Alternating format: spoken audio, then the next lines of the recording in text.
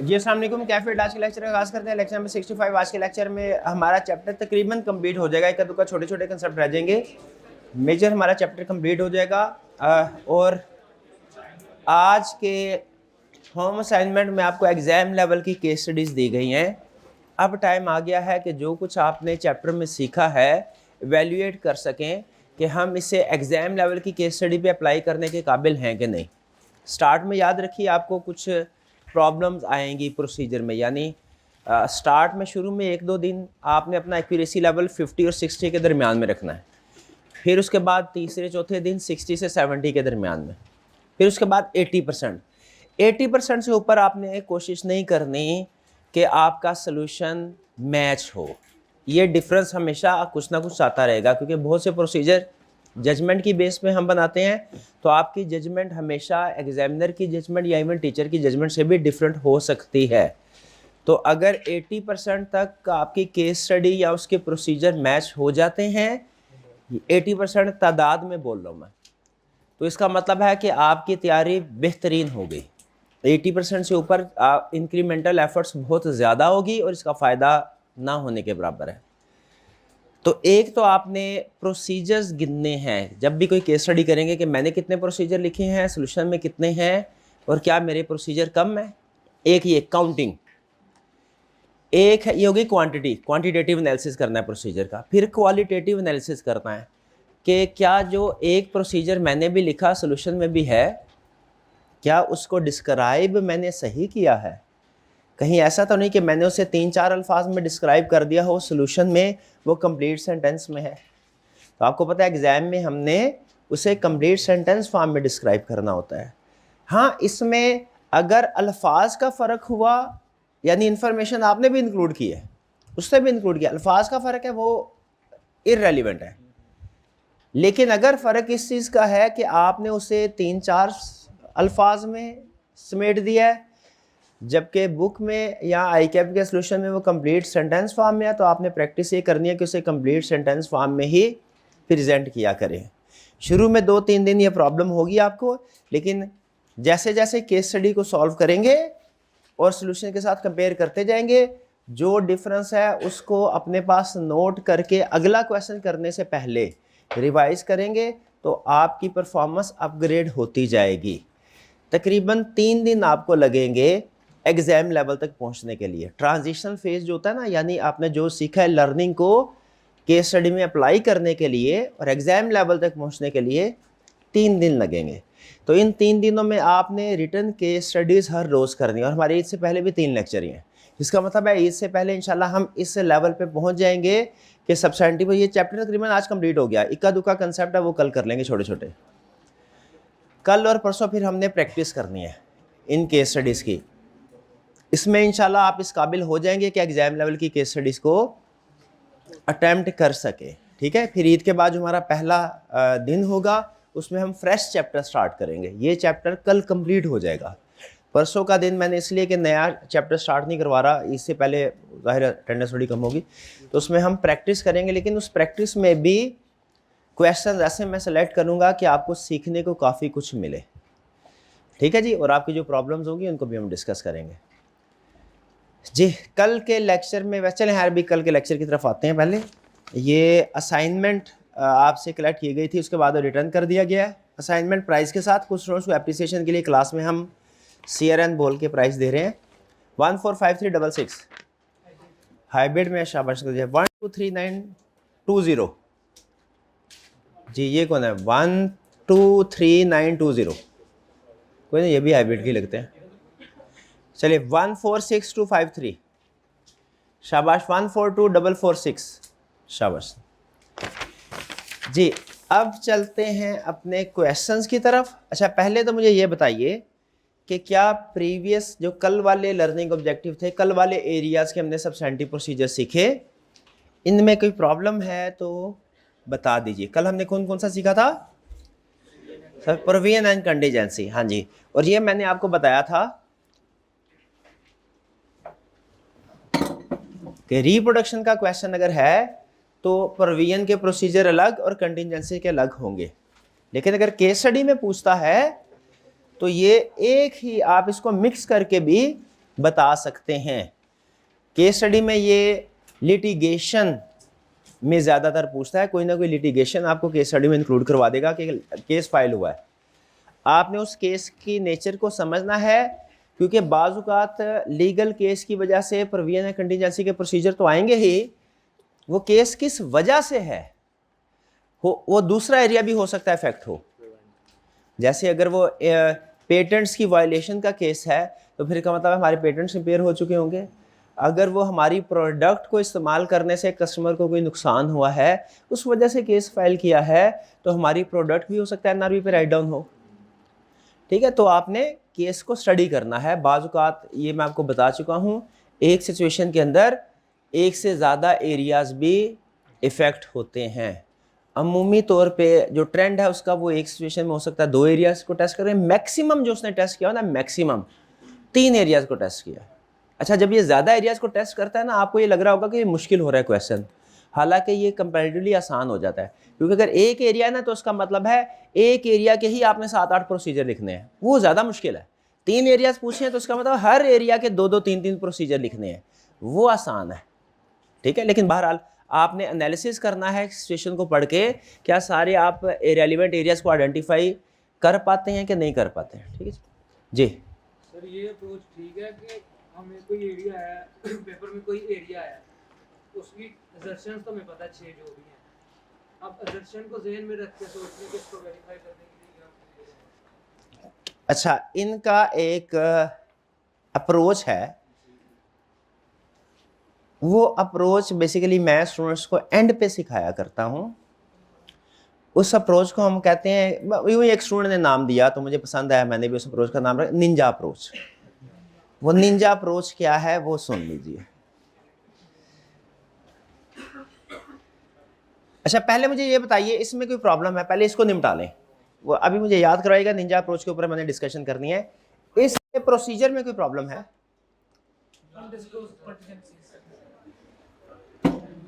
कौन सा point? Number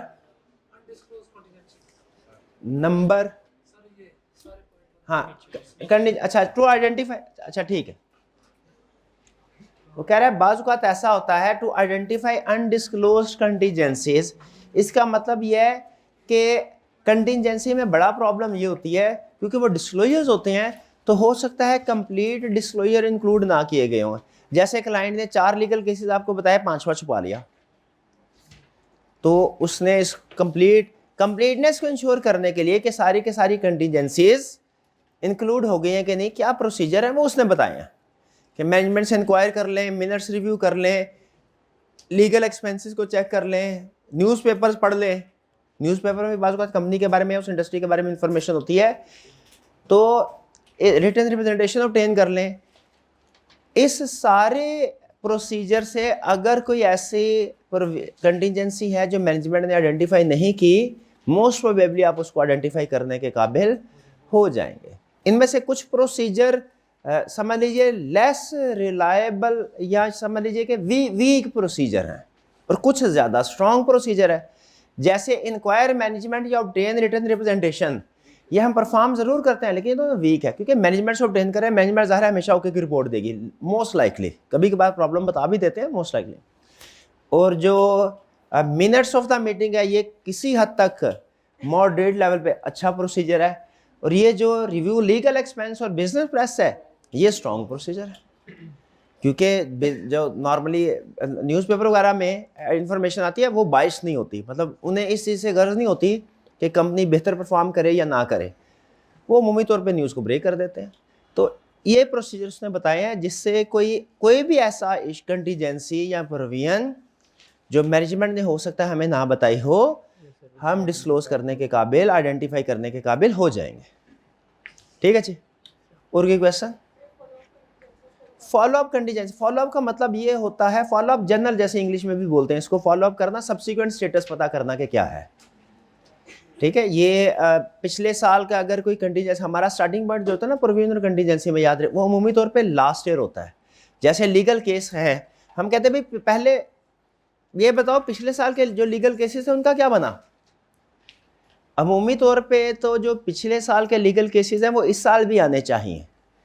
हाँ, अगर उनमें से कोई एडजस्ट हो चुका है, डिसीजन हो चुका है जिसका, वो ख़त्म हो जाएगा और जो न्यू केसेस है वो आ जाएंगे। तो इसलिए वो कह रहा है स्टार्ट करो लीगल केसेस में, खास तौर पे लिटिगेशंस की प्रोविजन को देखते हुए कि पिछले साल के लीगल केसेस है उनका फॉलो अप, उन follow up mean subsequent status क्या है। ऐसा तो नहीं कि कोई केस अभी डिसाइड हुआ भी नहीं है, चल रहा है, और पिछले साल मैनेजमेंट ने रिपोर्ट किया था, इस साल नहीं किया। अगर आप थोड़ा सा गौर करें ना तो ये प्रोसीजर एक एनालिटिकल प्रोसीजर की तरह है। जैसे हम नॉर्मल अक्रूवल या लाइबिलिटीज़ के केस में देखते हैं ना कि इस साल कौन कौन सी लाइबिलिटीज़ और अमाउंट्स हैं और पिछले साल कौन कौन सी है, कि देखने के लिए कहीं ऐसा तो नहीं कि जो पिछले साल थी इस साल नहीं है, कंप्लीटनेस इंश्योर कर। तो ये भी उससे मिलता जुलता पॉइंट है, सब्सिक्वेंट स्टेटस देखना है पिछले साल के लीगल केसेस का। और इसी तरह एक और कंसेप्ट भी है, इस साल का भी सब्सिक्वेंट स्टेटस देखना है। पिछले साल का सब्सिक्वेंट, पिछले साल जो लीगल केसेस थे उनका सब्सिक्वेंट स्टेटस ये देखना है कि इस साल में उनका फैसला हो चुका है कि नहीं। अगर हो चुका है तो हमारी लिस्ट से निकल जाएंगे, लेकिन इस साल के जो लीगल केसेस है उनका अगले साल क्या डिसीजन हुआ वो हम देखें, क्योंकि वो एडजस्टिंग इवेंट होता है हमारा। आपको एडजस्टिंग इवेंट की एग्जांपल बताई थी ना, इसीलिए हम फॉलो अप पिछले साल के केसेस का भी करते हैं, इस साल के केसेस का नेक्स्ट ईयर में अगर डिसीजन अगले 2-3 महीने में हो गया हो वो फॉलो अप भी लेते हैं उनका। जी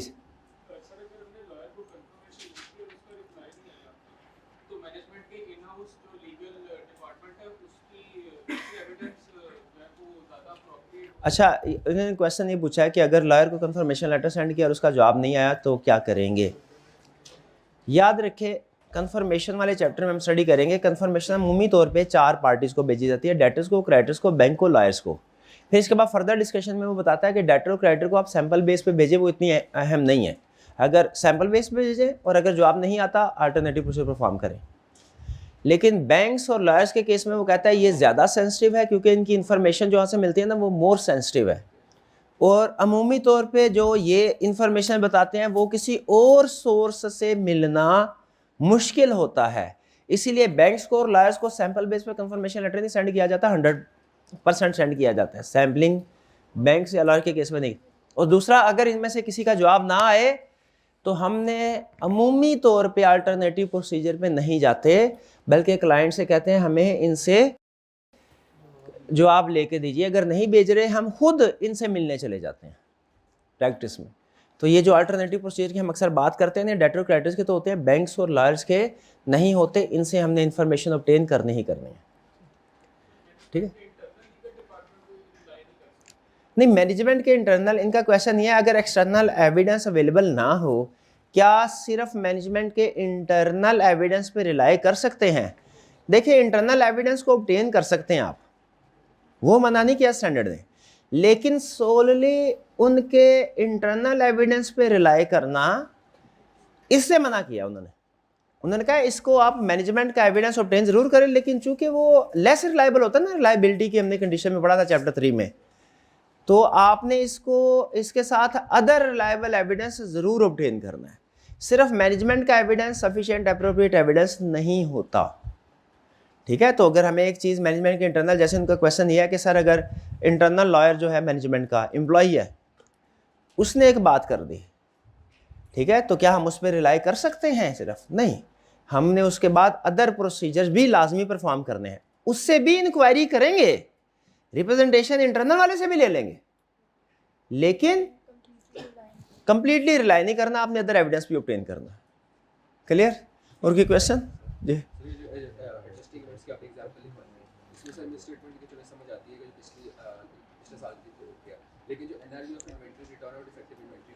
अच्छा, ये एग्जांपल जो मैंने एडजस्टिंग इवेंट की लिखवाई थी उनके ऊपर वो थोड़ा डिस्कशन डिटेल करना चाह रहे हैं, इनके ऊपर हम डिस्कशन ज़रूर करेंगे। ठीक है, लेकिन इनका चैप्टर है चैप्टर 20, उसमें मैं डिटेल में डिस्कस, अभी सिर्फ इसको याद कर लें, अभी समझने की कोशिश ना करें। समझ आ जाए तो अच्छी बात, जिन्होंने R2 पढ़ा हुआ है ना उनको समझ आ गई होगी, लेकिन जिन्होंने नहीं पढ़ा तो वो फॉर द टाइमिंग इसको सिर्फ याद कर लें।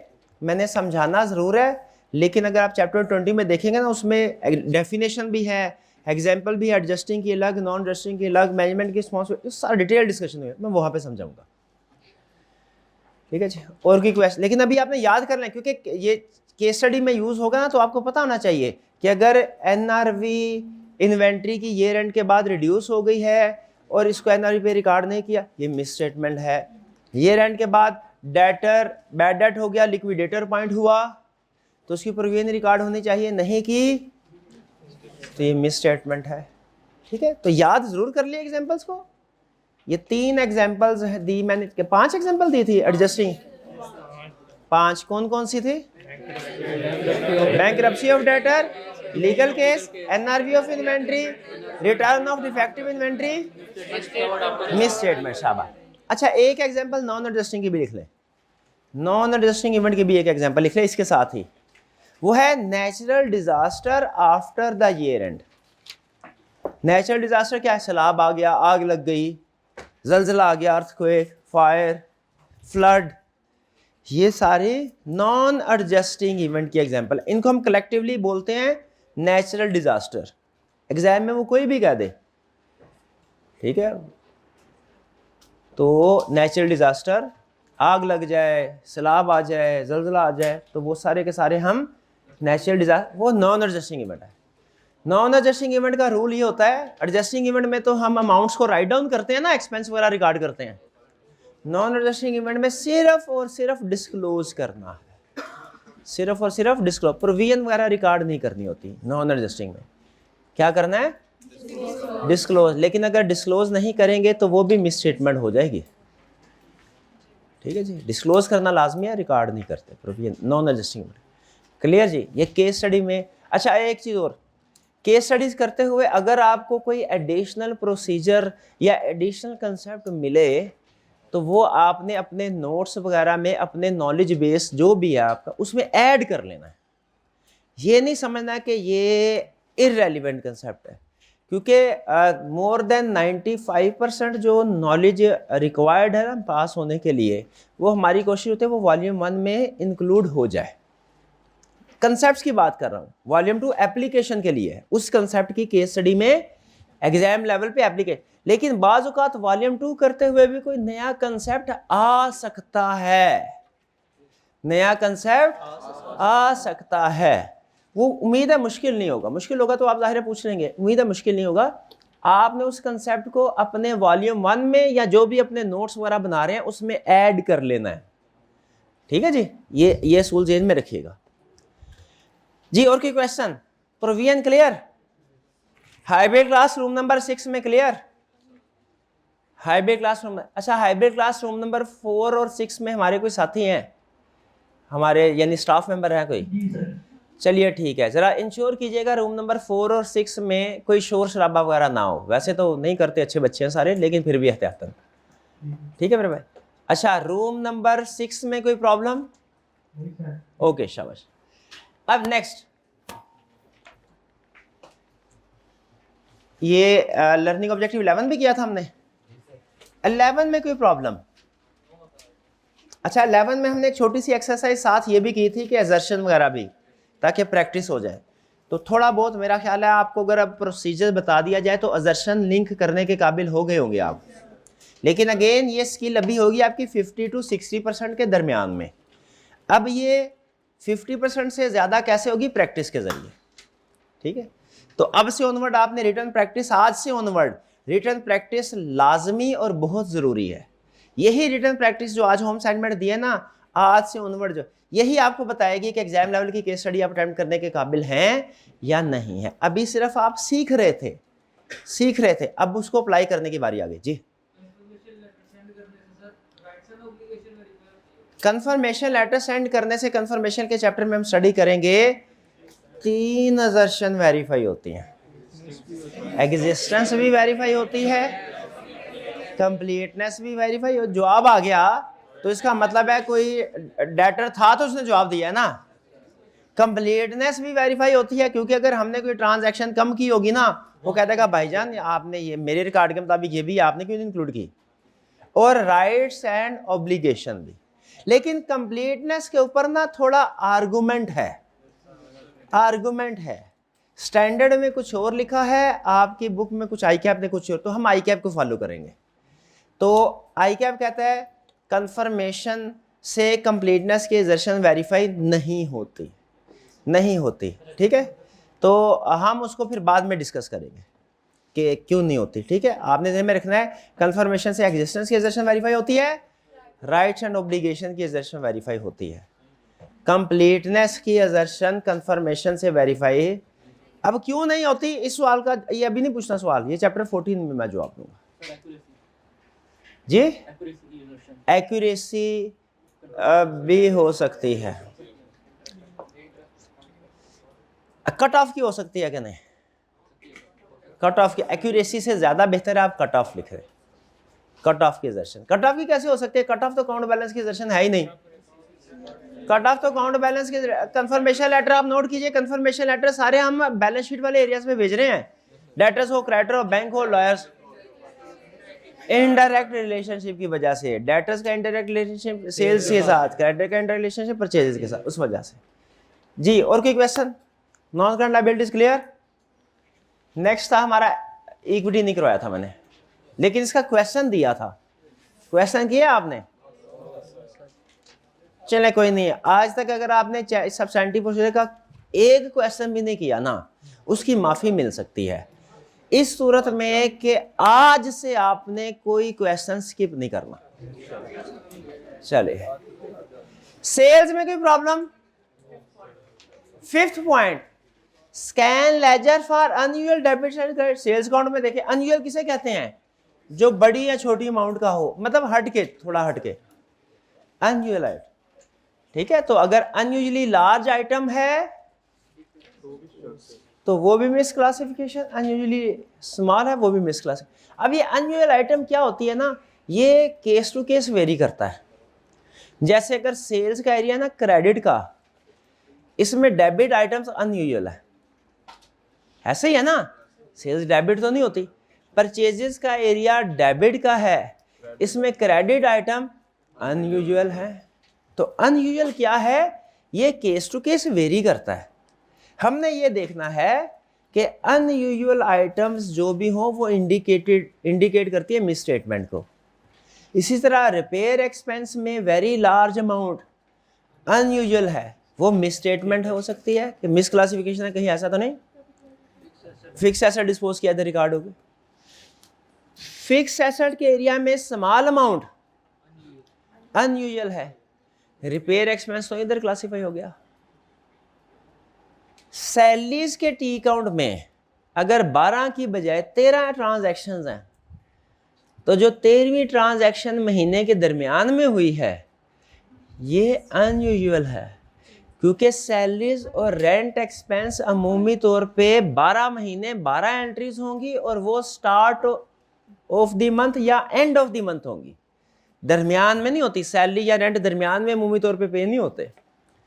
तो ये सारी एग्जांपल जो मैंने आपको दी है कौन सी थी, अनयूजुअल आइटम्स की। तो हम हर एरिया में, आपको ये मेरा हाल प्रोसीजर नजर आएगा, शायद हम प्रैक्टिकली हर एरिया में परफॉर्म करते हैं। टी अकाउंट को स्कैन करते हैं कि इसमें कोई अनयूजुअल आइटम तो नहीं है, लेकिन अनयूजुअल की डेफिनेशन क्या होगी ये डिपेंड करता है उस अकाउंट के ऊपर। किसी अकाउंट में डेबिट अनयूजुअल है, किसी में क्रेडिट अनयूजुअल है, किसी में लार्ज अमाउंट अनयूजुअल है, किसी में स्मॉल अमाउंट अनयूजुअल है। वो डिपेंड करता है आप किस एरिया, नेचर को सामने रख के फिर आपने स्कैन करना उसको। क्लियर जी? और कोई क्वेश्चन? Sales clear. परचेजेस में कोई प्रॉब्लम? परचेज में भी कोई प्रॉब्लम नहीं, ये तो बिल्कुल सेल्स के ही स्टाइल पे था, उसी का लेवल। जैसे डेटर और क्रेडिटर भाई हैं तो सेल्स और परचेजेस भी भाई हैं, बिल्कुल ऐसे। क्लियर? आगे चलें अब। अच्छा, आगे चलने से पहले वो निंजा अप्रोच में आपको बताया। देखिए, अमूमी तौर पे जब हम स्टूडेंट को कहते हैं कि एक लिस्ट ये है, एक लिस्ट ये है, ये दोनों आपने याद करने हैं। कुछ पॉइंट्स कभी कभार ऐसे होता है, हो सकता है सेम हो, तो स्टूडेंट क्या करते हैं, वो जो सेम पॉइंट्स होते हैं उनको याद कर लेते हैं और कहते हैं सर अगर पहला सवाल पूछा पहली लिस्ट में से तो भी मैं सेम वाले को आंसर कर दूंगा, जो दूसरी लिस्ट में से सवाल पूछा तो भी सेम वालों को आंसर कर दूंगा। समझ रहे? कभी कभार दो कंसेप्ट है, एक कंसेप्ट को हम कह देते हैं ए, एक को कह देते हैं बी। जैसे एरियाज हैं, एक एरिया ए, एक एरिया बी। अब इतने एरियाज पढ़ के आपको पता चल गया होगा कुछ प्रोसीजर होते हैं जो एक एरिया और दूसरे एरिया के डिफरेंट है, कुछ प्रोसीजर ऐसे भी होते हैं सेम है। स्टूडेंट क्या करते हैं, कहते हैं सर हम जो सेम वाले प्रोसीजर है वो याद कर लेते हैं, स्कैन, लेजर, रिकनसाइल रिकॉर्ड, तो जो भी वो एग्जाम में पूछेगा एरिया हम ये लिख देंगे। ये अप्रोच गलत है, क्योंकि एग्जामिनर की कोशिश होती है और एग्जामिनर ने मार्क्स भी इस चीज़ के रखे होते हैं कि जब उसने कोई एरिया पूछा है ना तो आप उसके स्पेसिफिक प्रोसीजर पहले बताएं। जनरल वाले यानी जो फ्रीक्वेंटली परफॉर्म होते हैं वो भी बताएं, वो भी ठीक है, लेकिन पहले प्रायोरिटी किसको दे, स्पेसिफिक प्रोसीजर्स को, फिर उसके बाद जनरल वाले की बारी। उसके मार्क्स अमूमी तौर पे कम, स्पेसिफिक प्रोसीजर का 1 नंबर है तो जनरल का शायद आधा होगा, ये आपने कर दिया, ठीक है। लेकिन तो आपने स्पेसिफिक प्रोसीजर पढ़े भी होंगे, जाहिर है याद भी किए कुछ ना कुछ, मतलब आपके जहन में भी होंगे। निंजा अप्रोच बेसिकली ये है कि एग्जाम में अगर आप जाएं और प्रोसीजर आपको कोई भी जहन में ना आ रहा हो, फर्ज किया सबको, ऐसा होता नहीं है वैसे, लेकिन फर्ज किया सब कुछ भूल गए। बाज़ औक़ात ऐसा होता है आखिरी महीने में खुदा ना घर में कोई प्रॉब्लम हो सकती है, समटाइम कुछ स्टूडेंट कहते हैं सर वो कोई फैमिली मेम्बर की शादी वगैरह थी उस वजह से तैयारी नहीं कर सके, तो ऐसी सिचुएशन में कहते हैं बजाय ये कि पेपर छोड़ा जाए जाके अटैम्प्ट करके आए। फर्ज कीजिए उधर गए और सब्सटेंटिव प्रोसीजर को आप पूरा महीना एक दिन भी नहीं पढ़ सके। अब आपको कुछ एग्जाम में, ये रेयर सिचुएशन हर स्टूडेंट के साथ नहीं होती, जहन में रखिएगा, रेयर, या बाज़ औक़ात ऐसा होता है कि कोई उसने ऐसा एरिया दे दिया जो आपने कभी पढ़ा ही नहीं, या तो पढ़ा है और बिल्कुल ही भूल गए, या कभी पढ़ा ही नहीं, या मे भी रेयर केस में वो हो सकता है बुक में भी ना हो, उसने कोई हट के एरिया दे दिया। तो क्या करेंगे, ऐसी सिचुएशंस को हैंडल करने के लिए निंजा अप्रोच है। किस सिचुएशन को, कि एग्जाम में कोई ऐसा एरिया आ गया जो या तो आपने कभी सारी ज़िंदगी पढ़ा ही नहीं, या पढ़ा है लेकिन 100% भूल गए, तो क्या करना है उसके निंजा अप्रोच के, उसके लिए निंजा अप्रोच वो क्या है, आपने कंसेप्चुअली चलना है। हालांकि ये रिकमेंडेड नहीं है, ये सिर्फ उस वक्त जब और कोई रास्ता ना हो, जब और कोई रास्ता ना हो तो क्वेश्चन खाली छोड़ने से बेहतर है इस अप्रोच के मुताबिक क्वेश्चन करें। अब वो मैं अप्रोच आपको बता रहा हूँ, मैं फिर बार बार बोल रहा हूँ, इस अप्रोच को अगर आपने पहले नंबर पे रखा ना तो टोटली गलत है, इसको आखिरी नंबर पे रखना है। यानी पहले पूरी कोशिश करनी है जो याद किया हुआ है वो जहन में आ जाए वो लिखें, स्पेसिफिक प्रोसीजर लिखें। लेकिन फर्ज कीजिए कुछ नहीं लिख पा रहे, या 2-3 प्रोसीजर के बाद माइंड खत्म, ऑडिट खत्म, अब क्या करना है, अब आपने कंसेप्चुअली क्या है, आपने ये देखना है वो एरिया कौन सा है, ठीक है, वो एरिया कौन सा है, अकाउंट बैलेंस का या क्लास ऑफ ट्रांजैक्शन का, जो भी एरिया हुआ उसकी असर्शन को जहन में ले आए, असर्शन लिख ले, लिख लिए असर्शन, 6 असर्शन होगी। फिर आपको पता है कि जब हम किसी भी एरिया को वेरीफाई करते हैं, रिस्क भी एट असर्शन लेवल असेस करते हैं और प्रोसीजर भी एट असर्शन लेवल परफॉर्म करते हैं, और प्रोसीजर हमारे होते हैं 7, असर्शंस कितनी होती हैं 6, प्रोसीजर कितने होते हैं 7। आपने वो 6 असर्शन लिख लेनी है, फिर सोचना है एग्जिस्टेंस है, भाई मेरा कौन सा प्रोसीजर है जो इस असर्शन में मैं परफॉर्म कर सकता हूँ, उसको लिख लें।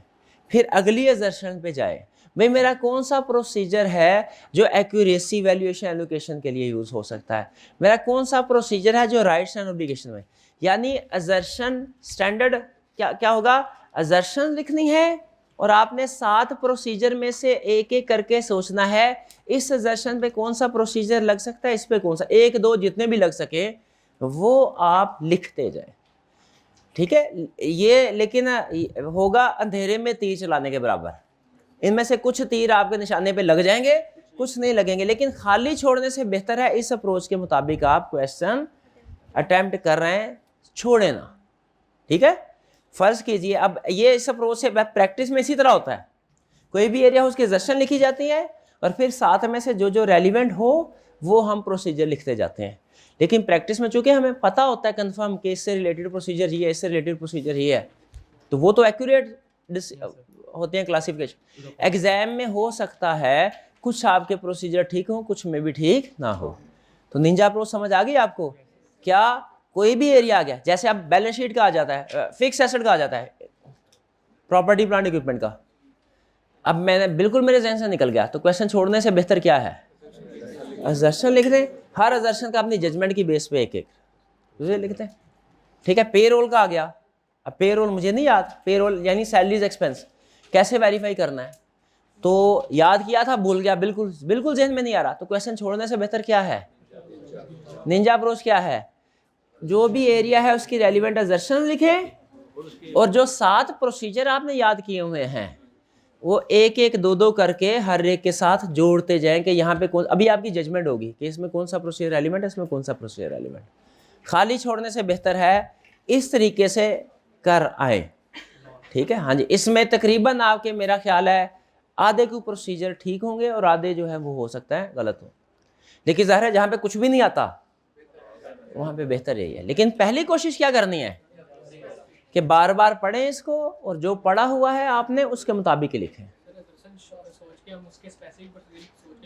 हाँ बिल्कुल सोच के लिख सकते हैं। अब जैसे जैसे आप सोचते जाएंगे, यानी जितना आपका रेलिवेंट नॉलेज अच्छा होगा आप अच्छे प्रोसीजर बनाते जाएंगे। लेकिन ये अप्रोच फिर बार बार कह रहा हूँ, ये एंड पे कुछ स्टूडेंट कहते हैं सर ये आसान है, इसमें तो हमें कोई भी प्रोसीजर पढ़ने की भी ज़रूरत नहीं है, तो हम इसी के मुताबिक करेंगे। नहीं होंगे, इससे एग्जाम लेवल का क्वेश्चन नहीं होगा।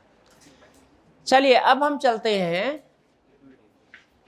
इक्विटी।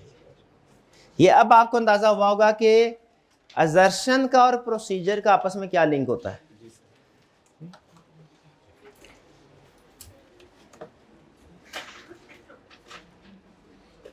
नहीं, पहले हमारे क्वेश्चन थे, सॉरी, क्वेश्चन नंबर 15।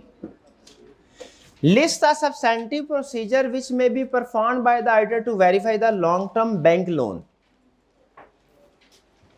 एरिया सब देखें, किस सब्सटेंटिव प्रोसीजर से क्या पता चला हमें, प्रोसीजर वाला क्वेश्चन है। किस एरिया का क्वेश्चन है, इसमें कोई स्पेसिफिक असर्शन के बारे में पूछ रहा है कि ओवरऑल सारे प्रोसीजर पूछ रहा है। क्लियर? अच्छा, अब इसमें चूंकि उसने असर्शन रिक्वायर नहीं की खुद से, तो आप बगैर असर्शन के भी प्रोसीजर लिख सकते हैं। लेकिन फर्ज कीजिए कि अगर वो इस क्वेश्चन को मुश्किल बनाना चाहता और कहता मुझे प्रोसीजर के साथ असर्शंस भी लिख के दो, तो क्या आप असर्शन भी लिख सकते थे? Correct. Next, equity. State 4 substantive procedure for verification. ये नहीं कर सकते हम। Case study question 16। ये ऐसा करते हैं, इसको आज के लेक्चर में कंप्लीट करने के बाद करते हैं, आज ही करेंगे हम इसको, याद करवाइएगा। 17, you are the audit senior on the audit engagement of Farhan Foods Limited and assigned to attend the inventory count required.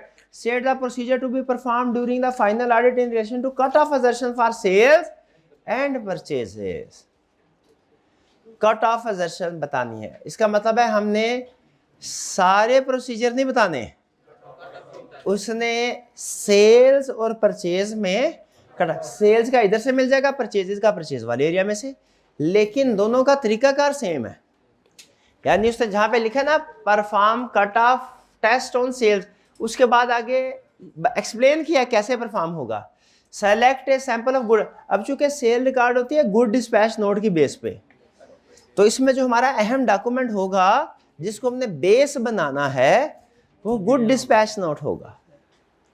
Good dispatch note का सैंपल स्लाइड किया just before and after year and, यानी कुछ 31 दिसंबर के and पे, कुछ 30 दिसंबर 31 दिसंबर के GDN select कर लिए और कुछ 1 जनवरी 2 जनवरी के जीडीएन सेलेक्ट किए, और ये देखा कि क्या उनकी ट्रांजैक्शन रेलिवेंट ईयर में ही हुई है।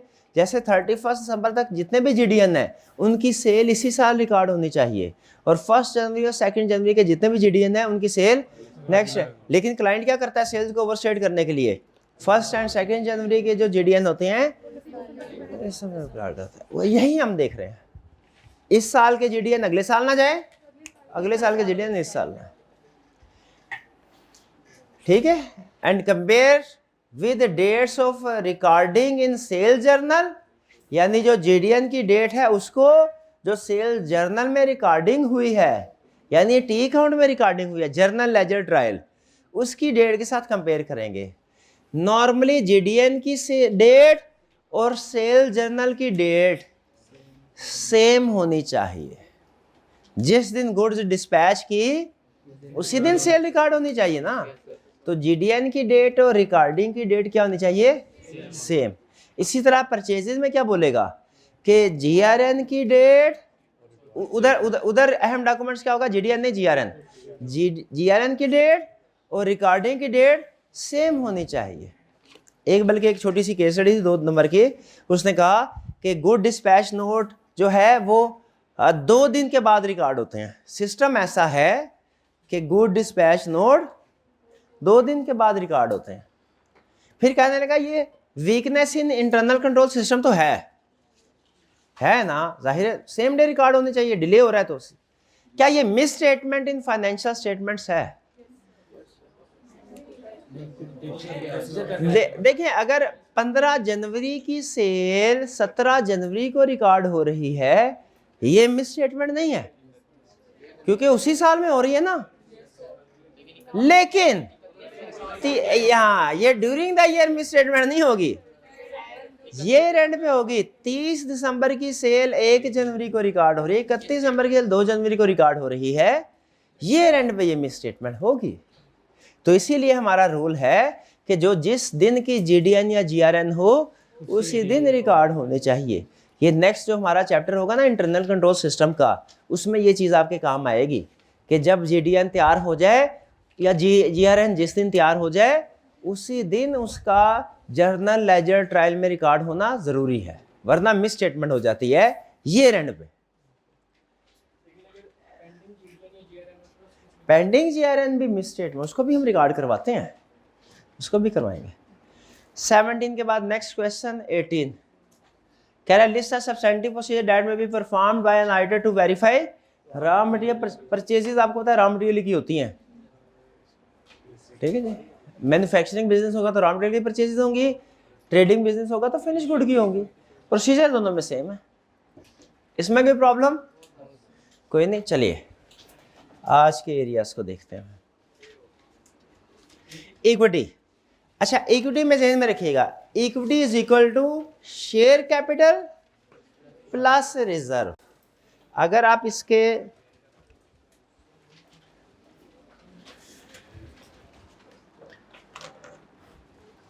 कंप्लीट एनालिसिस करें ना तो इक्विटी में शेयर कैपिटल भी आएगा, रिजर्व भी आएंगे। रिजर्व 2 तरह के होते हैं, कैपिटल भी जनरल भी। दोनों में फर्क का पता है ना, काउंटिंग में सिखाते होते हैं। लॉ में हम सिर्फ एक चीज सीखते हैं, लेकिन काउंटिंग में ज्यादा डिटेल में सीखते होंगे आप कि जनरल रिजर्व डिविडेंड के तौर पे डिस्ट्रीब्यूट कर सकते हैं। ये हर साल का प्रॉफिट है, एक्यूमुलेटेड प्रॉफिट भी इसको बोलते हैं, रिटेन्ड अर्निंग भी बोलते हैं। और capital reserve, capital share capital नहीं, कैपिटल रिजर्व, इसको आप डिविडेंड के तौर पे डिस्ट्रीब्यूट नहीं कर सकते। ये होता है जैसे शेयर इशू किए तो premium on issue of shares capital, या शायद अब मुझे पता नहीं काउंटिंग के पॉइंट ऑफ व्यू से सही एग्जांपल है कि नहीं, लेकिन लीगल पॉइंट ऑफ व्यू से सही एग्जांपल है revaluation on surplus of revaluation surplus, ये भी कैपिटल रिजर्व है। काउंटिंग में भी कैपिटल रिजर्व में आता है, हाँ शाबाश, ठीक है। तो ये एग्जाम में आपने सबसे अहम चीज देखनी है, उसने आपसे प्रोसीजर किसके पूछे हैं। समटाइम वो सिर्फ जनरल रिजर्व के पूछता है कि डिविडेंड पे किया, इसके प्रोसीजर बताओ, वो सिर्फ इस वाले हिस्से से रिलेट करते हैं। समटाइम कहेगा शेयर प्रीमियम अकाउंट को कैसे वेरीफाई करोगे, वो बताओ, सिर्फ कैपिटल के बताने। समटाइम कहेगा share capital during the year issue किया है, उसके प्रोसीजर बताओ, उसके बताएंगे। लेकिन अगर उसने कहा शेयर कैपिटल प्रीमियम पे इशू किया है तो शेयर कैपिटल भी प्रीमियम, कि भैया ये डिविडेंड के तौर पे डिस्ट्रीब्यूट ना करना, इसको अलग से। और अगर वो आपसे कहे इक्विटी के प्रोसीजर बताओ, फिर सारे बताएंगे। इसमें यही चीज़ काम की है। बाकी तकरीबन कंसेप्ट आपने काउंटिंग में या कंपनी लॉ में स्टडी किए होंगे, लेकिन बहरहाल रिपीट तो हम करेंगे। तो देखिए, इक्विटी में उसने शेयर कैपिटल में डिवाइड किया और रिजर्व में डिवाइड किया।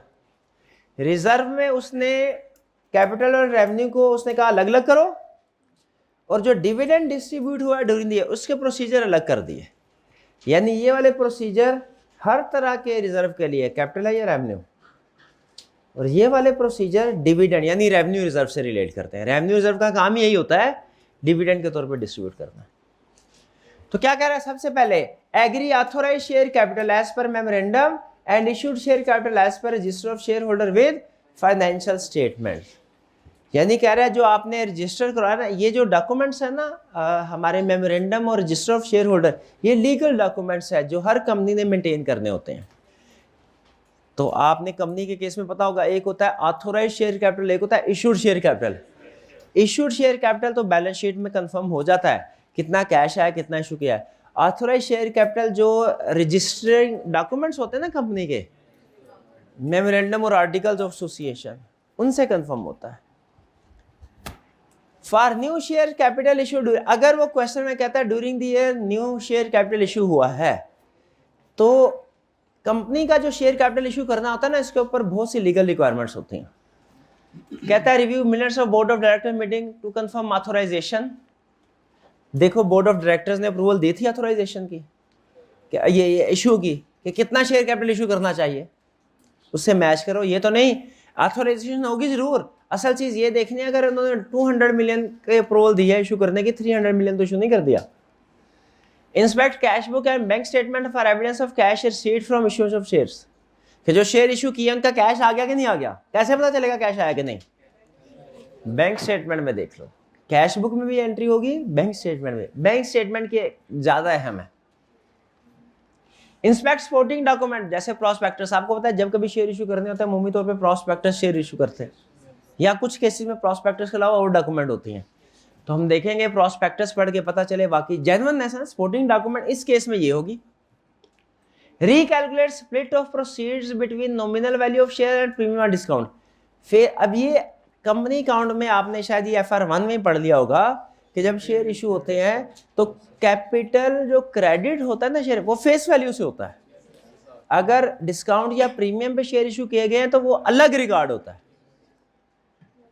ऐसा ही है, यही वो कह रहा है कि अगर शेयर डिस्काउंट पे इशू किए हैं तो डिस्काउंट को अलग रिकॉर्ड करो, प्रीमियम पे किए हैं तो यानी अगर 10 रुपए का शेयर 12 रुपए पे इशू किया तो cash debit share capital credit 12 रुपए से एंट्री नहीं करनी, कैश 12 से होगा, शेयर कैपिटल 10 से होगा, और 2 से शेयर प्रीमियम। कह रहा है अलग अलग करो। और इसी तरह डिस्काउंट की वाइस वर्सा है। Next, review the disclosures of share issue to ensure they are in accordance with. ये डिस्क्लोजर आपको पता है जो शेयर इशू किए हैं उनके डिस्क्लोजर्स इंक्लूड होने चाहिए। जैसे कोई हमने अगर रिलेटेड पार्टीज को इशू की है वो अलग डिस्क्लोजर है, डायरेक्टर वगैरह को इशू किए हैं उसका डिस्क्लोजर, जो भी स्टैंडर्ड रिक्वायर करता है। ठीक है, अगर कोई कैश के अलावा शेयर इशू किए हैं उनका अलग डिस्क्लोजर। लॉ में ये रिक्वायरमेंट है कि अगर आप शेयर कैश में या अदर देन कैश इशू करते हैं उनका बाइफर्केशन देनी होती है। रिजर्व में obtain schedule of all reserve, ये रिजर्व का शेड्यूल आपने काउंटिंग में बनाया हुआ है जिसे आप बोलते हैं statement of changes in equity.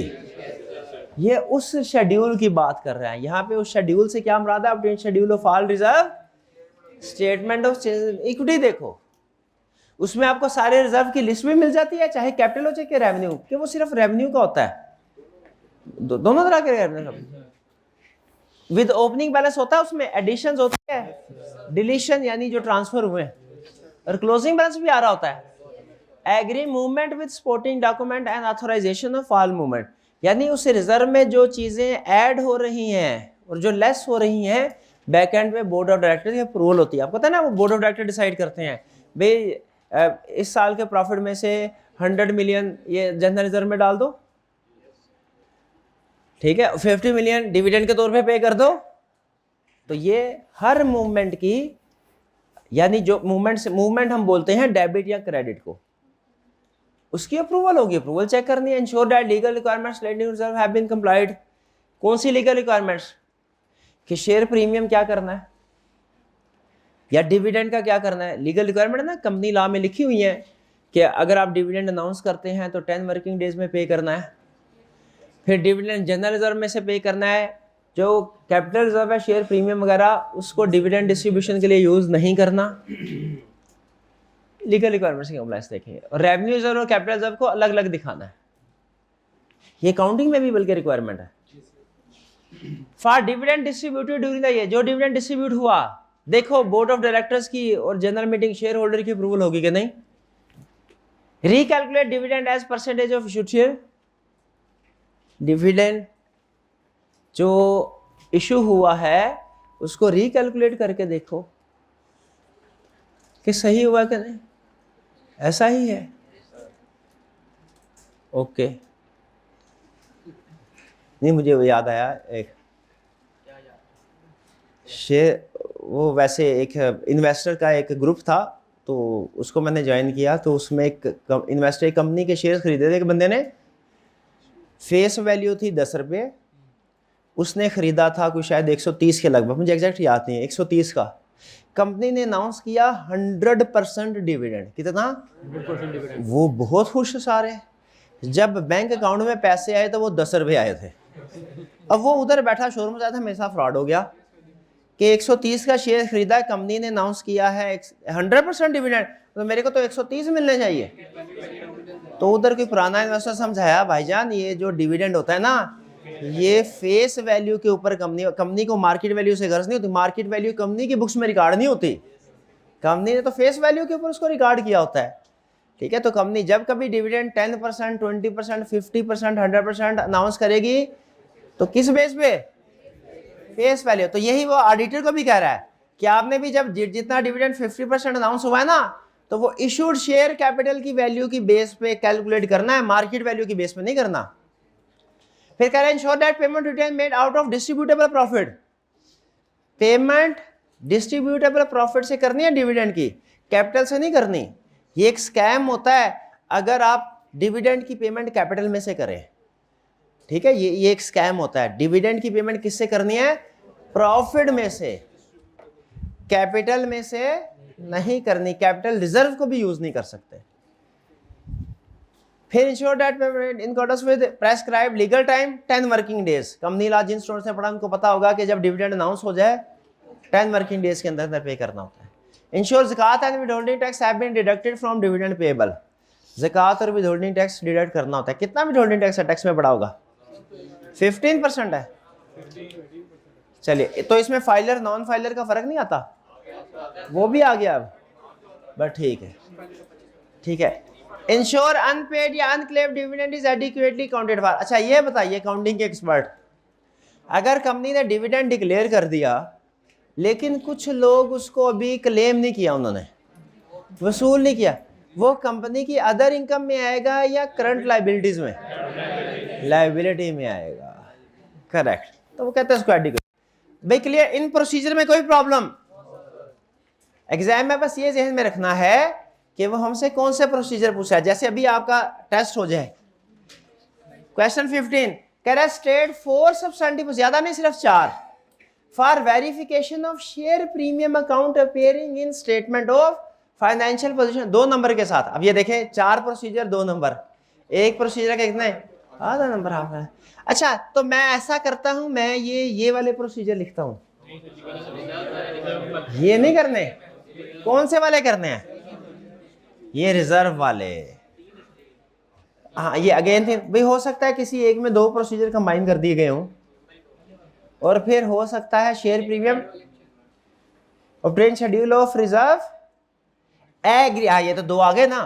Obtain schedule अलग प्रोसीजर हो गया, और agree movement with supporting document, ये 2 हो गया। और थर्ड वाले में भी 2 हैं।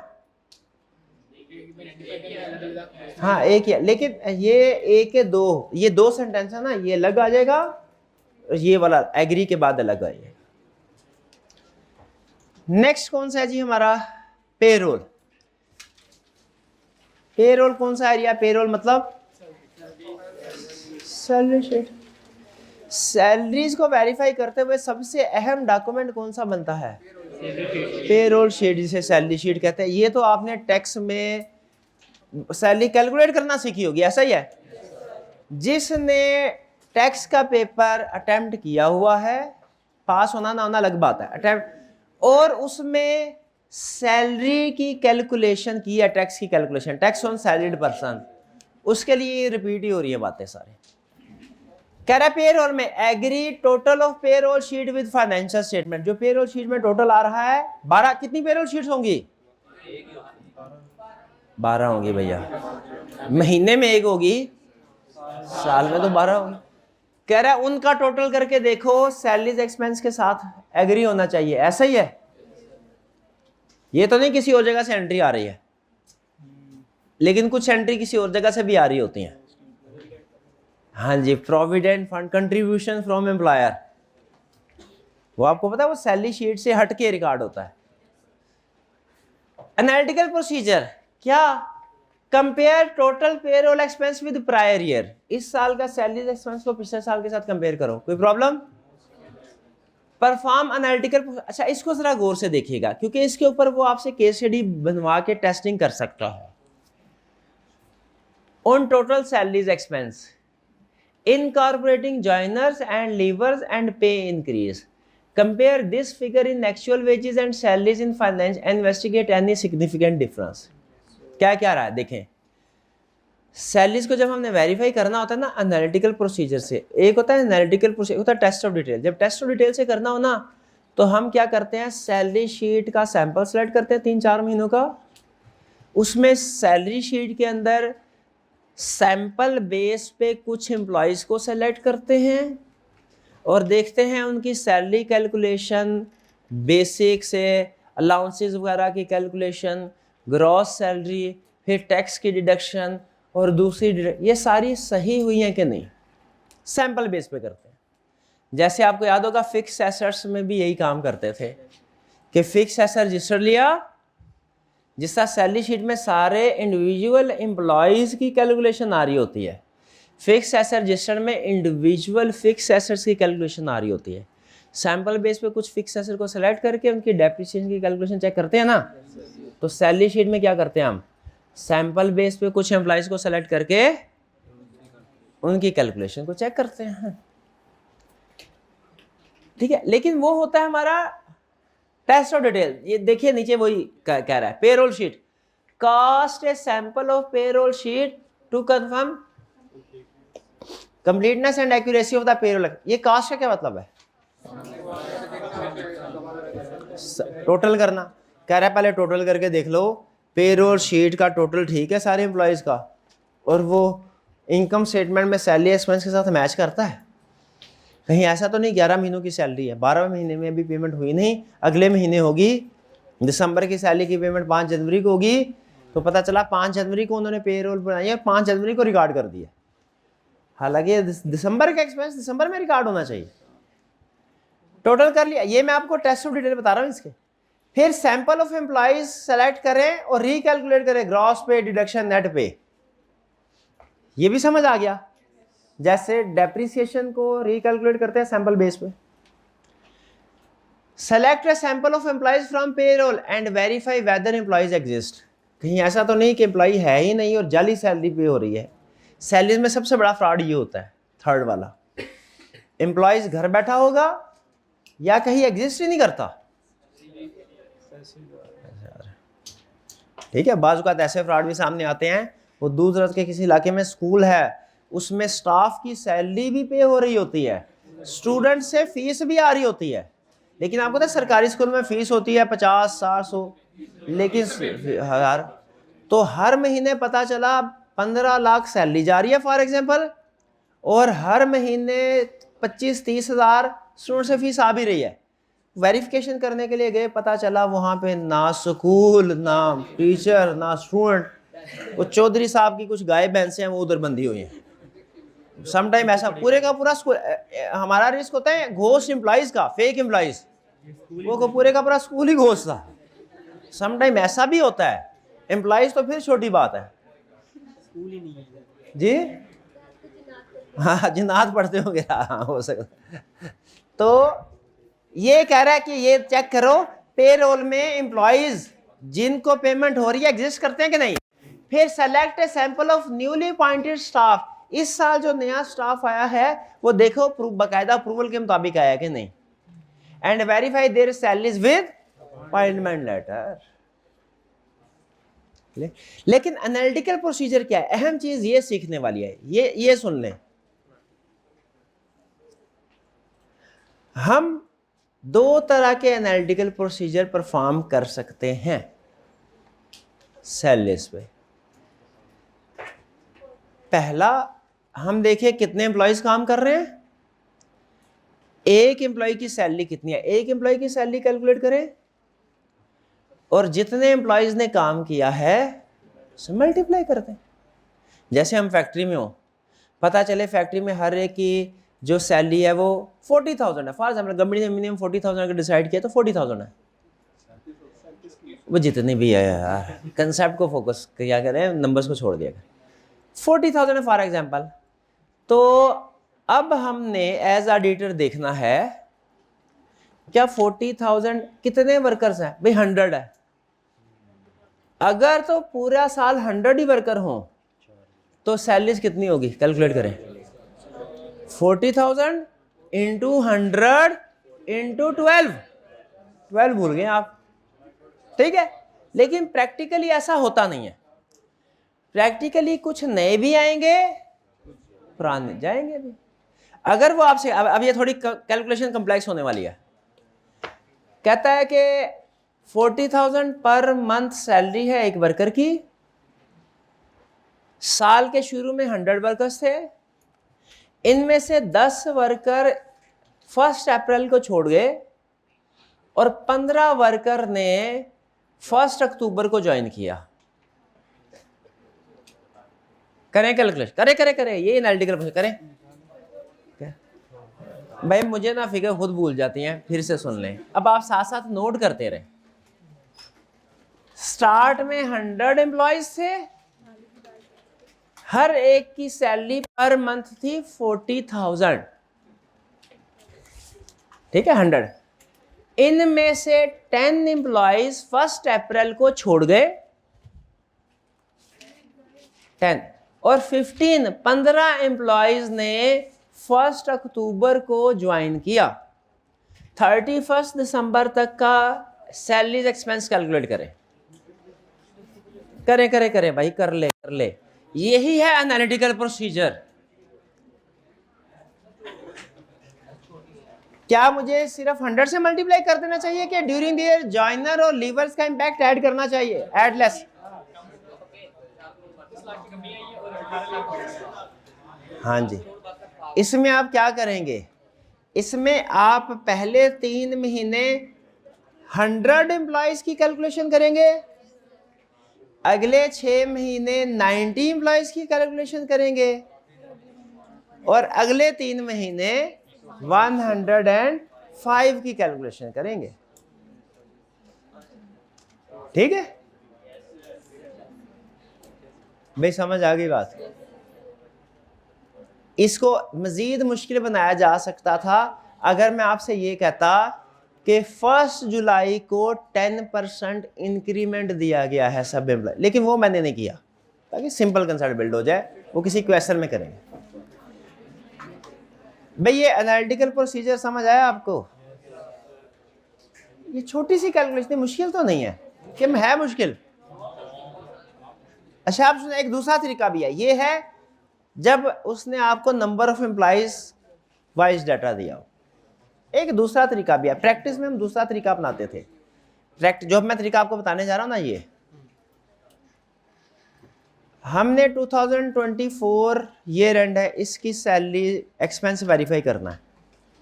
हम लेते थे 2023 का एक्सपेंस, टोटल सारे एम्प्लॉयज का एक्सपेंस महीने का। क्या उठाते थे हम, दिसंबर 2023 करने क्या लगे हैं, ईयर 24 का सैलरीज एक्सपेंस वेरीफाई करने लगे हैं। तरीका वारदात जरा समझिएगा क्या है, गौर से वेरीफाई करना है और करना भी है 3 मिनट के अंदर।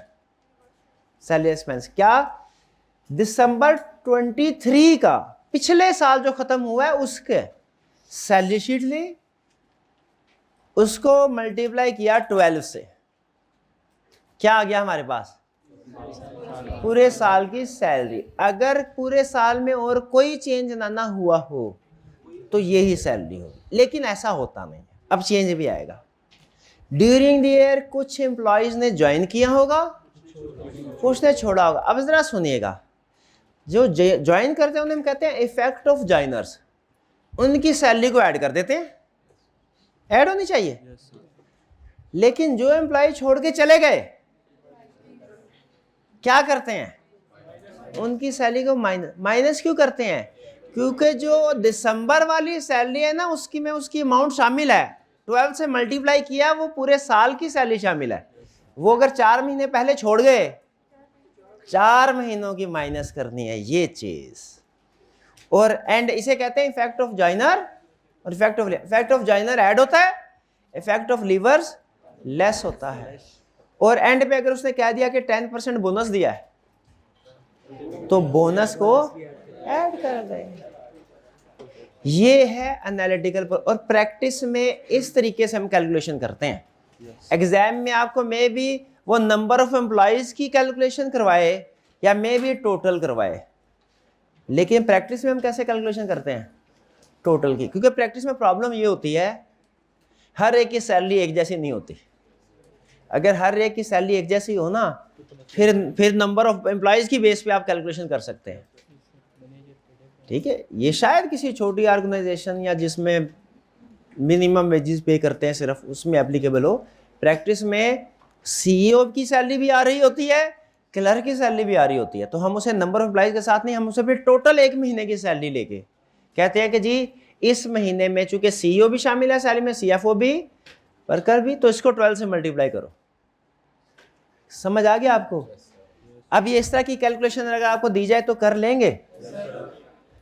मैं पहले ये टर्म टेस्ट में कैलकुलेशन इंक्लूड करने लगा था एक क्वेश्चन में, फिर मैंने कहा नहीं समझाई नहीं तो आप शायद नहीं पिक कर पाएंगे, फिर मैंने नहीं की। मैंने कहा नेक्स्ट टाइम करेंगे।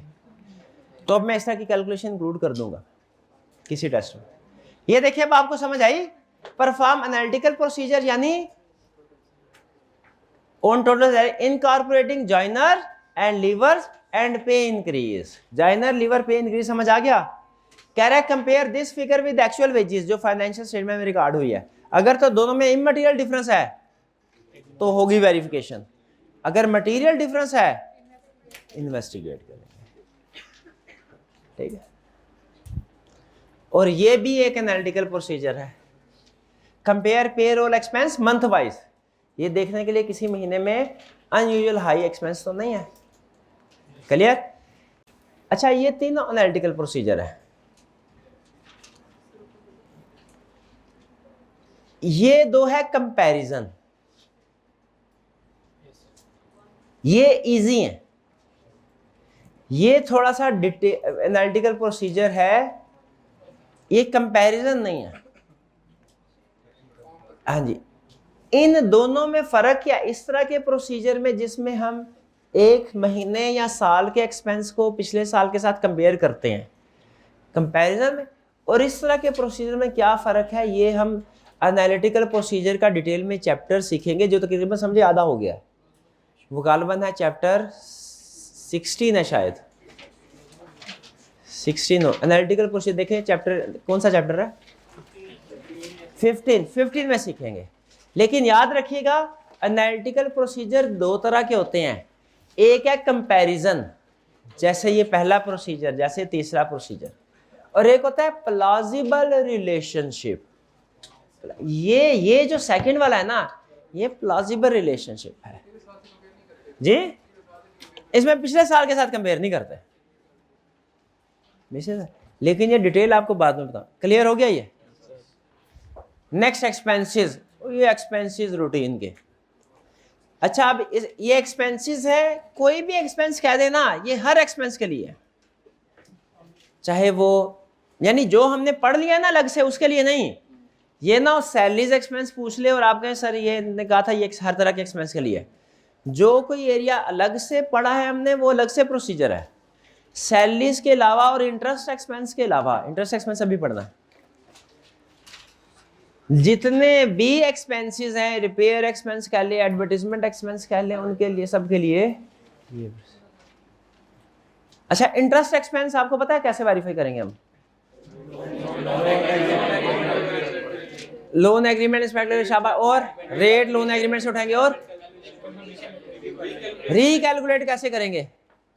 प्रिंसिपल की अमाउंट को रेट के साथ और पीरियड के साथ मल्टीप्लाई, खत्म, यही लिखा हुआ है। हाँ, एक चीज और लिखी है कि इंटरेस्ट की पेमेंट चेक कर लेना बाद में, वो हो गई है कि नहीं। अगर इंटरेस्ट एक्सपेंस है तो पेमेंट हो जानी चाहिए, अगर इंटरेस्ट इनकम है बैंक स्टेटमेंट में रिसीव हो जाना चाहिए। सिंपल। एक्सपेंसेस में भी क्या देखेंगे? पे हो गया। Compare current year expense with prior year, inquire difference, analytical procedure.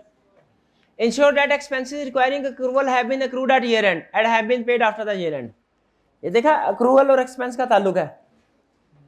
accrual वाले में हमने देखा था expense से relate करो, क्या आखिरी महीने का दिसंबर की expense इधर। expense वाले में क्या कह रहे हैं? accrual किसकी होगी? electricity expense है for example.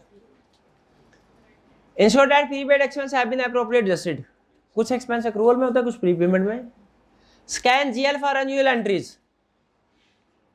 रिपेयर एक्सपेंस है तो देखो बड़ी आइटम्स तो नहीं। Select sample of transaction vouch as follows, ये थोड़ी काम की बात करने लगा। जैसे रिपेयर एक्सपेंस है, सैंपल सेलेक्ट करो कुछ एक्सपेंसेस का, क्या चेक करना है? इंस्पेक्ट सपोर्टिंग डॉक्यूमेंट्स के मौजूद है कि नहीं। क्यों सपोर्टिंग डॉक्यूमेंट्स क्यों चेक कर रहे हैं? होंगी तो जेन्युइन एक्सपेंस है, वरना हवाई फेक एक्सपेंस है। अच्छा, आगे ये क्यों कह रहा है? ये अब आपकी ऑडिटिंग नॉलेज का इम्तिहान है। And ensure supporting documents are stamped as processed or paid, ताकि डुप्लीकेट पेमेंट ना हो जाए। एक सपोर्टिंग डॉक्यूमेंट की बेस पे 2-3 दफा पेमेंट ना हो जाए। चेक मैथमेटिकल एक्यूरेसी, एडलेस ठीक हुआ है। Inspect acknowledgement of receipt of good and services, हमारी ऑर्गेनाइजेशन में किसी बंदे ने वाकई रिसीव कर लिया कि नहीं गुड या सर्विसेज एक्सपेंस जो भी है, नहीं। Recalculate tax deducted.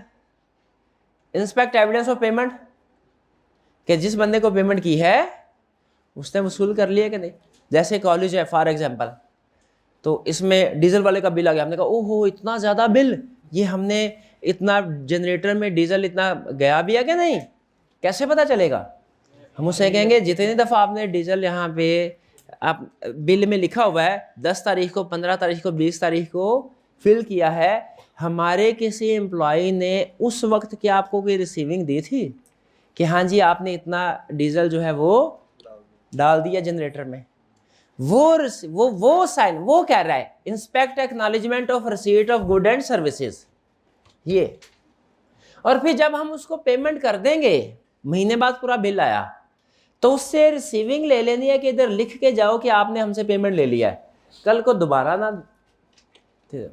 और फिर उस जो उसका बिल होगा उसके ऊपर लिख देंगे पेड, ताकि बिल दोबारा प्रोसेसिंग के लिए, डुप्लीकेट पेमेंट के लिए ना आए। अगली दफ़ा नए महीने का बिल आए, इसी महीने का बिल दोबारा ना आ जाए। Ensure that expenses incurred for the purpose of business, ये बिजनेस के लिए है, किसी का डायरेक्टर का पर्सनल एक्सपेंडिचर नहीं है। क्लियर? ये थे हमारे। अब जैसे अब आप नोट करेंगे थोड़ा बोरिंग थे आज वाले, इसलिए कि शुरू वाले 2 रीजन है। एक रीजन प्रोसीजर अब रिपीट होना शुरू हो गए अक्सर, और दूसरी रीजन शुरू वाले प्रोसीजर ज्यादा अहम और ज्यादा मुश्किल थे, ज्यादा टेक्निकल थे ये वाले लेकिन याद रखें हमने पढ़ने सारे हैं, बाज़ औक़ात वो कभी कभी इजी भी पूछ लेता है, इजी बट अनएक्सपेक्टेड वो पूछता है, बिल्कुल इजी नहीं। कौन से वाले पूछता है? Easy but unexpected. चलिए ये तो हो गए हमारे आज का लेक्चर प्लान। ओ नहीं नहीं नहीं, एक रह गया क्वेश्चन। अच्छा चले 16 आपकी आज की होम असाइनमेंट, लेकिन ये एक चीज इधर लिखी हुई है, special gift for case studies, सिर्फ देख ले। पहले मुझे ये बताएं, क्या लाजमी है कि आई कैप जब केस स्टडी सेट करे तो जो उसने वॉल्यूम 1 में हमने पढ़ा है, आई कैप की बुक में जो कंसेप्ट लिखे हुए हैं सारे वही पूछे? वो कोड ऑफ एथिक्स में भी ये काम कर रहा है कि सिचुएशन सिखाता कुछ और है, कुछ और डिफरेंट। और जैसे इस अटेम्प्ट में जिन स्टूडेंट्स ने पेपर दिया उनको अंदाजा होगा कि इस दफा की जो उसने सिचुएशन है थोड़ी सी अजीब सी बनाई थी। सब्सटेंटिव प्रोसीजर में भी ये काम कर सकता है, बल्कि करता होता है। प्रोसीजर सिखा आई कैप क्या कहता है, देखो भाई मैं ये नहीं कि जो पढ़ाया वही पूछूंगा, बच्चे के कंसेप्ट भी करना चाहिए, मैं उसमें से भी पूछूंगा, लेकिन मैं जजमेंट को टेस्ट करने के लिए एक दो सवाल ऐसे भी सेट करूंगा पेपर में जो शायद कि क्वेश्चन किताब में नहीं, कंसेप्ट होंगे किताब में, उस तरह का क्वेश्चन नहीं होगा किताब में। अच्छा, ये हम टीचर इसको थोड़ा डिस्करेज करते हैं, हम इसको गलत समझते हैं। हम कहते हैं भाई कंसेप्ट की बेस पे जितनी तरह के क्वेश्चन आपने पूछने हैं पूछें, वो आपका हक है, लेकिन उनका कोई एक हमें फॉर्मेट तो दे दे कि एक इस तरह का क्वेश्चन आएगा, फिर उस तरह के क्वेश्चन 10 दफा पूछने में कोई इतराज नहीं। पता तो हो ना, जैसे हमें अगर पता है कि एमसीक्यू मैटर या अदर मैटर में से वो पैराग्राफ दे के भी ये कह सकता है कि इसमें से गलतियां निकालो, तो हम तैयार। अब जिस तरह की मर्जी गलतियां दे दे, पैराग्राफ भी जिस मर्जी सिचुएशन का दे दे, हमें सिर्फ एक पैराग्राफ भी दे दे ना कि इस सिचुएशन का ये पैराग्राफ, तो टाइप ऑफ क्वेश्चन को सामने रख के उस तरह की ज्यादा प्रैक्टिस कर सकते। लेकिन जब पता ही ना हो कि इस क्वेश्चन को किस तरीके से टेस्ट कर, वो थोड़ा मुश्किल हो जाता है हैंडल करना। लेकिन बहरहाल चांस है कि आई कैप ऐसे कर सकता है, कंसेप्ट वही होगा, ये बात उसकी ठीक होती है, कंसेप्ट वही होता है। लेकिन कहता है, जैसे इसकी एक क्लासिक एग्जांपल आपको देता हूं, ये जो हमने पढ़ा है ना लॉन्ग टर्म लोन का एरिया, ये पढ़ा है ना प्रोसीजर, जरा देखिए इसके असर्शंस हैं साथ, नहीं मिलेंगे, ठीक है, नहीं मिलेंगे। इसी तरह आई कैप के बुक में भी मैंने आपको बताया कुछ एरियाज की असर्शन है, कुछ नहीं। अब किया क्या एक पेपर में आई कैप ने, पूछा एरिया यही, लेकिन कहा मुझे असर्शन के साथ बताओ। क्वेश्चन असल में ये था, एरिया उसने खुद दे दिया था, असर्शन आगे पीछे कर दी थी, कहा था जरा असर्शन सही करो। अब प्रोसीजर खुद है ना जी, इस तरह का क्वेश्चन उसने पहले कभी नहीं पूछा, एक दो दफा पहले पूछा था, लेकिन वो असर्शन के लिहाज से नहीं, वो दूसरे एंगल से। अब अगर आपको ये पता ही ना हो कि आई कैप खुद से भी प्रोसीजर दे सकता है और हमें कह सकता है बताओ ये प्रोसीजर इस एरिया या इस असर्शन से रेलिवेंट है कि नहीं, अगर आपको कभी पता ही ना हो, एग्जाम में एकदम से ऐसा क्वेश्चन सामने आ जाए, तो आप शायद उसको प्रॉपरली अटेम्प्ट ना कर सके। 8-10 मिनट तो उसको समझने में लग जाएंगे, यार ये पहली दफा देखा है क्या क्या रहा है। लेकिन अगर पहले से एक दो क्वेश्चन भी इस तरह के अटेम्प्ट किए हो ना, तो पता चल जाता है, ठीक है। इसीलिए याद रखिए सब्सटेंटिव प्रोसीजर में भी ऐसे वो कर सकता है कुछ, जैसे यहाँ पे पूरे प्रोसीजर्स में उसने कहीं पे आपको ये सिखाया है कि अगर आपकी इन्वेंट्री को आग लग जाए और इंश्योरेंस करवाई हो तो उस सिचुएशन में क्या प्रोसीजर परफॉर्म करना है, नहीं इसे एग्जाम में पूछता होता है, लेकिन यहाँ पे नहीं सिखाया। तो इस तरह के कुछ एरिया, इन शॉर्ट इस तरह के कुछ सिचुएशंस जो वो एग्जाम में पूछता होता है लेकिन बुक में नहीं है, हमने पास्ट पेपर से उनको इकट्ठा किया और एक सफ़ा, सिर्फ ज़्यादा नहीं, एक सफ़े में उसको एग्रीगेट कर दिया। वो पेज ये है, पेज इसको हम बोलते होते हैं 1 पेजर, ठीक है। इसको मैं थोड़ा सा भी अपडेट करना है। ये देखिए इसमें क्या है, ये अभी स्प्रिंग 24 का, इसको मैं ऑटम 24 के मुताबिक अपडेट करके शेयर करूंगा आपके साथ, आज ही कर दूंगा, आज ही, क्योंकि केस स्टडीज है, मे भी इनमें से भी कुछ यूज होती हो। की audit procedure frequently tested in exam, जो बार अक्सर टेस्ट होते हैं, और अक्सर टेस्ट होते हैं, अहम ये नहीं है, बुक में नहीं है डायरेक्टली, ये अहम है, ठीक है। इनमें से कोई इनडायरेक्टली हो भी सकते हैं, लेकिन ये आपने इनको ख़ास तौर पे तैयार करना है। वारंटी के provision, legal case, insurance receivable, loss by fire या loss by flood, physical verification possible नहीं है, क्या करेंगे? बैंकरप्सी ऑफ स्पेसिफिक डेटर, सारे डेटर्स की नहीं प्रोविजन, स्पेसिफिक डेटर की bankruptcy. Stock count interim date पे किया है, stock held with third party पे क्या प्रोसीजर है, नहीं बताया उसने। Breach of loan agreement, bank के साथ जो लोन एग्रीमेंट किया था, बैंक लोन के प्रोसीजर हैं, उस लोन की वायलेशन हो जाए उसके नहीं है। फॉरेन करेंसी ट्रांजैक्शन रिसीवेबल कैसे वेरीफाई करना है। इसी तरह non current asset held for sale, reconciliation, impairment, ये इसके सारे प्रोसीजर। तो ये आपने क्या करने हैं, इनको याद करना है। यानी ये समझ लीजिए एक पेज ऐसा है जो आपने चैप्टर सिलेबस में एग्जाम में टेस्ट करता है, बुक में नहीं है, ये लाजमी याद करना है। ये क्या है, ऑप्शनल लाजमी। ये आप आज शाम को मैं आपके साथ शेयर कर दूंगा, ठीक है जी। अगर मैं भूल जाऊं शेयर करना व्हाट्सएप पे, हाँ, तो जब आपको लेक्चर प्लान शेयर करता ना उस पर कमेंट में याद करवा दीजिए। क्लियर जी, कोई क्वेश्चन? चलिए आज का लेक्चर यहाँ पे खत्म करते हैं हम। असाइनमेंट जरूर करनी है, असाइनमेंट लाजमी रिटर्न आज की।